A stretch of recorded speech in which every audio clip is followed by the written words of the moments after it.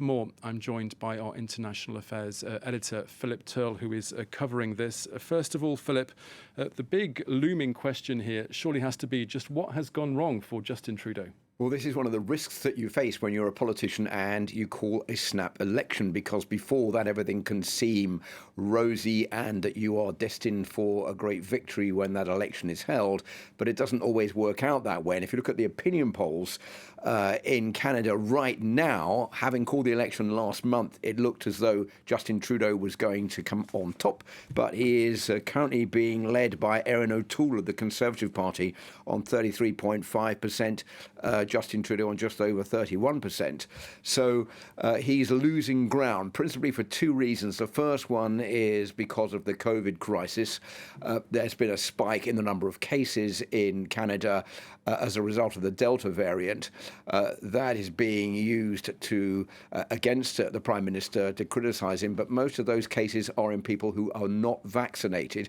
And the second one is the economy. The Conservative Party is hammering Justin Trudeau pretty hard, saying that he hasn't got the economy back on its feet. There has been a fall in economic growth over the last couple of months in Canada by about 1.1%, and therefore people need cheaper housing, people need increased access to food, and that is something that Justin Trudeau has not ensured while he's been in office. And there is another factor also, Thomas, which is playing in this, and that is there is fatigue in Canada over Justin Trudeau being Prime Minister. He's been Prime Minister since 2015, when he got a very, very high majority in the National Assembly back then.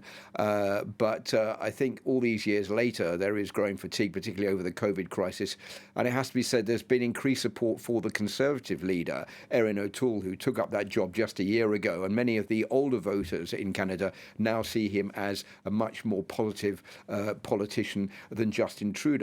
So what Justin Trudeau wants to obtain from this is a majority in the House of Commons, in the Canadian Parliament. And to obtain that, you need 170 seats. Now, currently, the Liberal Party of Justin Trudeau has 155 seats. That is why he's calling this election. He says that he wants to obtain that majority so that, as a result of the COVID crisis, he can push forward new legislation he didn't know he would have to push forward, because no one knew back in 2019 there was going to be a pandemic. Therefore, he needs a new mandate. The opposition is saying this is just a power grab. This is something which is highly hypocritical on the part of Justin Trudeau, and therefore this should not be also taking place during a pandemic. And that seems to be having at the moment slightly more sway with the voters. Now, Philip, might things, though, change between now and the time when voters have their say? Well, that, of course, is the question that no one can answer right now. But as you were saying in your introduction, there have been these debates between the different parties in Canada, between five parties, last night in French, tonight in English. The verdict after last night was, well, it wasn't anything groundbreaking. There was a lot of criticism of Justin Trudeau, but he was fighting back, saying that the opposition hadn't dealt, for example, with gun control and with climate change correctly.